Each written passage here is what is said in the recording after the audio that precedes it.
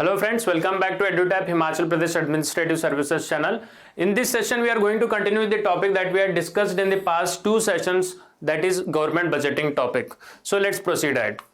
So first of all, हम ये subject पढ़ क्यों रहे हैं? क्योंकि ये question from this topic had come in the previous examination, as you can see in 2019. अगर आप इस question को देखोगे गौर से, तो question पूछ रहा है कि golden rule of fiscal policy in India is, and the options are borrowing only for current expenditure. तो ये सारे टेक्निकल कीवर्ड्स हैं, इसे इन्हें समझने के बाद ही हम एक क्वेश्चन को आंसर कर पाएंगे. और नेक्स्ट ऑप्शन है borrowing only for public investment. So again we'll try to understand what is public investment. Then the third option is borrowing only for repayment of debt. This is again a technical term we should understand or else we would not be able to answer this question. And borrowing only for budget expenditure. So in order to solve this particular question, in the past two sessions I have demystified or simplified the economic terms that are used in the budget, through which your understanding will be enhanced and you will be able to solve most of the question. Rather, complete surety of getting all the questions right on this particular topic would be attained. So let's proceed ahead. First of all, we are understanding the components of budget. This is the third session that we are talking about with respect to the components of budget. In the first session, we talked about what exactly is budget. We understood the basics of the budget. In the second session of YouTube, we discussed revenue budget in its complete entirety. We understood what are revenue receipts, then we understood what are revenue expenditure. Then in this particular session, we will be talking about capital budget, which comprises of two components. One is capital receipts and the other one is the capital expenditure. So let's proceed ahead. So first of all, what does capital budget comprise of? It is that part of budget which is pertinent or concerned with the receipts and the expenditure of the capital by the government. So any budget, be it revenue budget, capital budget, or the budget in its entirety, it will basically deal with two components. One is the revenue aspect, that is the income aspect of the budget, and the other one is the expenditure aspect of the budget. Similarly, since this is a word capital, first of all we need to understand what exactly is capital. See, suppose I would give an example just to give an insight. Suppose there is one manufacturing firm, so it will invest in buying of machines, which is a capital. Through those machines it will be producing more products in future. So capital investment is something that will last for a longer period of time. Maybe the definition is any investment that will give income or that will be beneficial for greater than 1 year is known as capital investment. So that is the basic understanding of the capital budget. We have understood what is capital. Now let us understand what is the, we have understood in the past session what is revenue. That is any income. For example, you are involved in the selling of clothes business. Any income that you get on by selling certain clothes is the revenue aspect. So then what is non-revenue? Every form of money generation which is not income or earnings for a firm or a government is considered as a non-revenue. For example, you are taking a loan from a bank, then that is a non-revenue because that is not your income, rather you are incurring a debt. There is an obligation, that is you have to repay back the loan. That is the non-revenue aspect. So now let us look at the what is capital receipts. So capital receipts, the first and the foremost component of capital receipts is all non-revenue receipts, that is the debt and the non-debt components. That is it is not your income aspect. The non-revenue components of a government are known as capital receipts, and such receipts are for investment purposes, such as if you take an example of government will invest in setting up schools, infrastructure, building roads, dams, bridges. So these all are for investment purposes and supposed to be spent on a planned development of the government, but the receipts might need their diversion to other needs. For example, in the last session we have talked about the revenue budget, where we are talking about the revenue expenditure such as meeting the salary, pension, defense expenditure, and for maintaining law and order. If the revenue income is very less compared to the revenue expenditure, then you will use the capital receipts money to fund the revenue expenditure. So that is a very dangerous sign for the economy. So that is the third aspect we were talking about. Now let us look into the capital receipts in detail.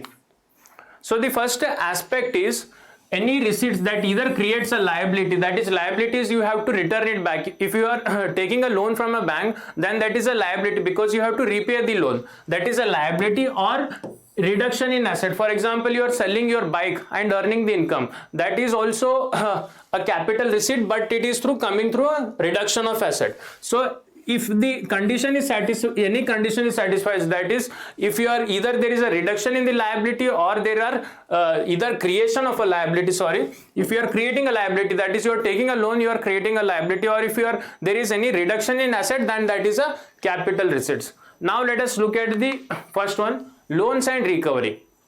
So what exactly is this part of the capital receipts? So first of all, the government during its course of business might have lent money to state government, union government, any other foreign government, foreign country. So recovery of that loan is a income, is a receipt as a part of capital receipts. So this is a capital receipt, the loan that the other governments or the states pay back to the government. So any interest that comes to the government on such loan is a part of revenue receipts that we have already discussed in the previous session.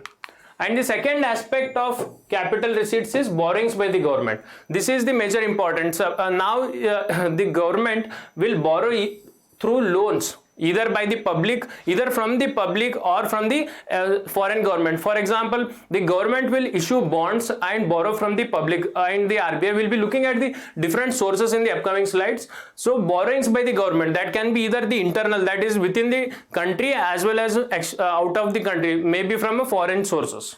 That is internal borrowing and the external borrowing.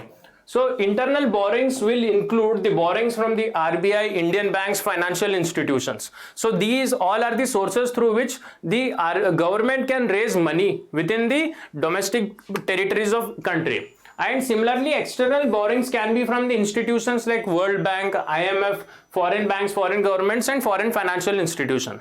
So till now we have looked at the two aspects of the capital receipt. The first one is the loan and the recovery that the government gets back once it had lent out the loan, and the second is the borrowings, and the third is the other receipts by the government. So this is a very important aspect which is not usually studied. So what does this say? This includes many long-term accruals.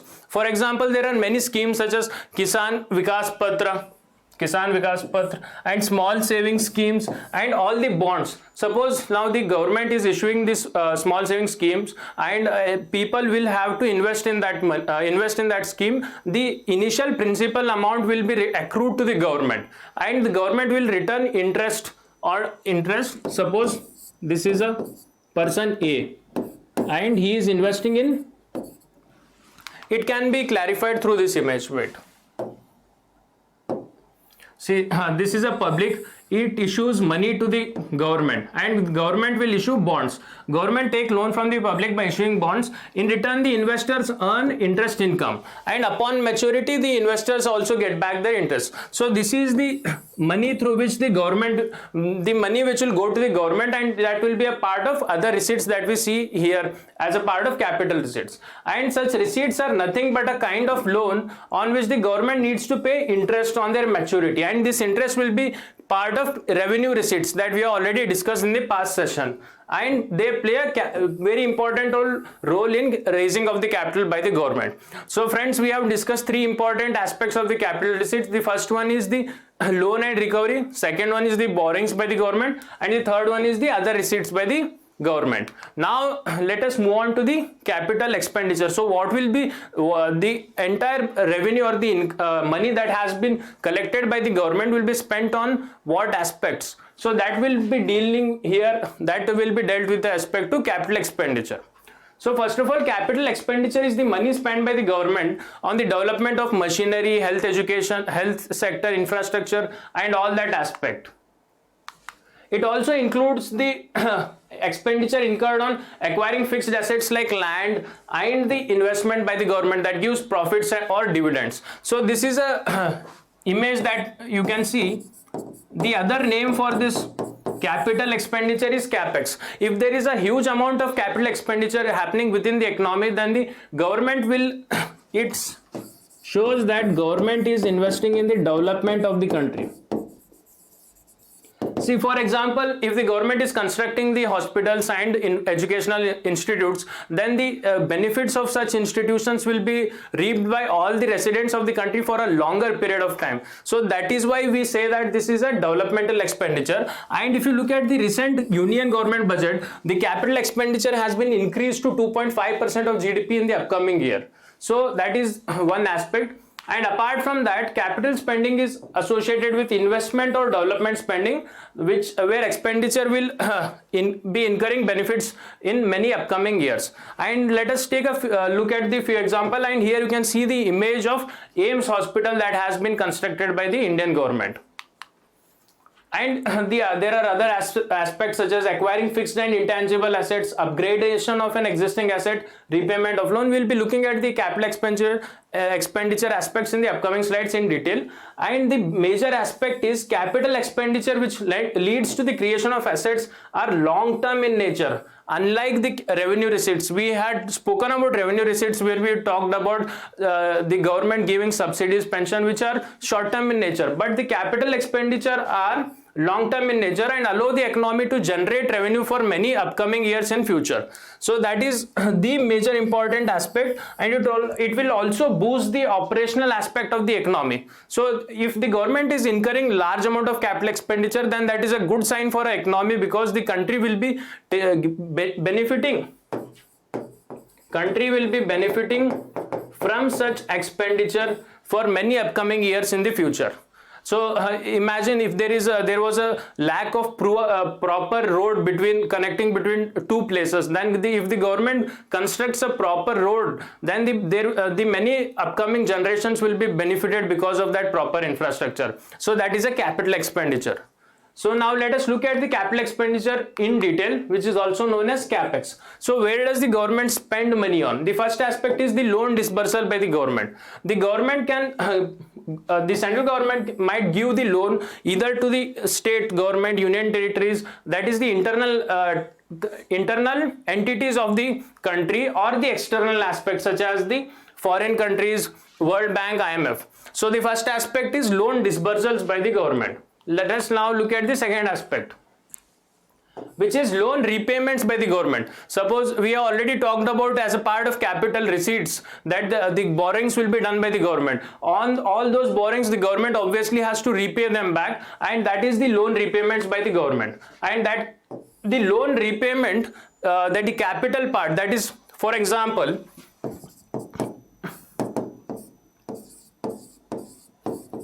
government borrows 1,000 crore from a certain entity, then when the government repays 1,000 crore back to the particular entity, that is a part of loan repayment by the government, and it falls under capital expenditure. But when the government takes that particular loan of 1,000 crore, it obviously has to pay interest on that aspect, right? That is a part of revenue expenditure. We have already covered it in the past session. Now the third aspect is the plan expenditure of the government. So in this particular aspect, this consists of all the expenditure incurred by the government with respect to the planned development as the central government's financial assistance to all the states. So this is the money that will be lent to the state governments for creation of assets. And apart from that, there are few more capital expenditure aspects, that is the capital expenditure on defense. You might be confused that we had also talked about the expenditure on defense, but here keep a track of the word capital. We are talking about capital expenditure in defense is that Indian government buying missiles from Russia or USA. So acquiring all the new assets will be building up the ammunition of the country.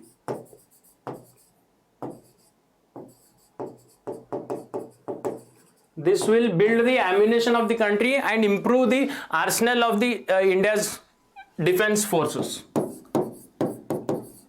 India's defense forces. So all the kinds of the capital expenses to maintain the defense forces, the equipment purchased from them, as well as the modernization expenditure is all part of the capital expenditure on defense.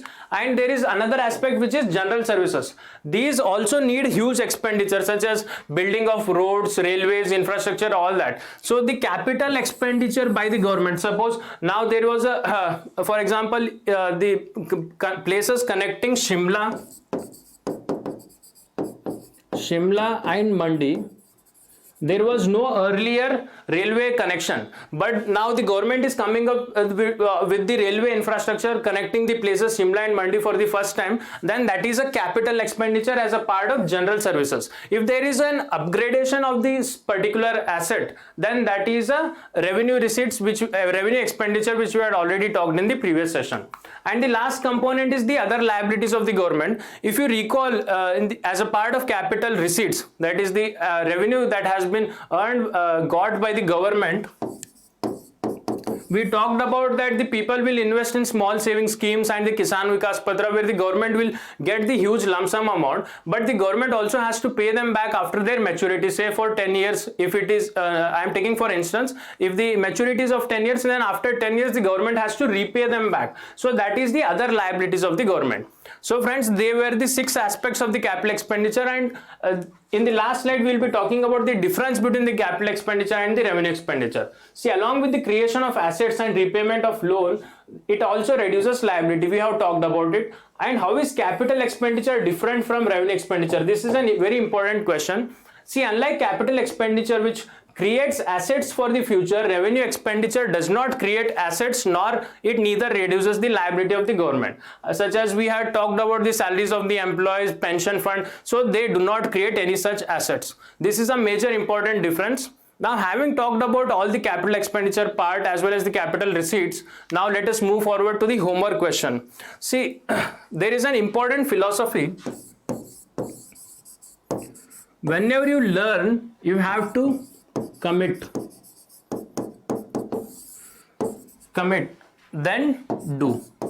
So this is how you improve. So now after learning this session, if you are unable, you have to commit to this particular question. Test yourself whether you are able to answer this particular question. Thereby you are committing. Then once you commit, do the committing part. That is, once you commit with respect to all the option or whatever the option you think is the right, then you will get to know what exactly is the answer. Even if you are right, that is very well and good. Even if you are wrong, you will get to know the right answer. Only then you will improve with respect to what is the lacunae in your understanding. So friends, I strongly recommend you to type this particular answer, type the answer to this particular question in the comment section below, and thereby test yourself what is the correct answer to this particular question. So friends, that's all we have in this particular session. This was a homework question, and I would strongly recommend you to type your answers in the comment section below. That's all we have in this particular session. For more such interesting sessions, subscribe to our channel. Thank you.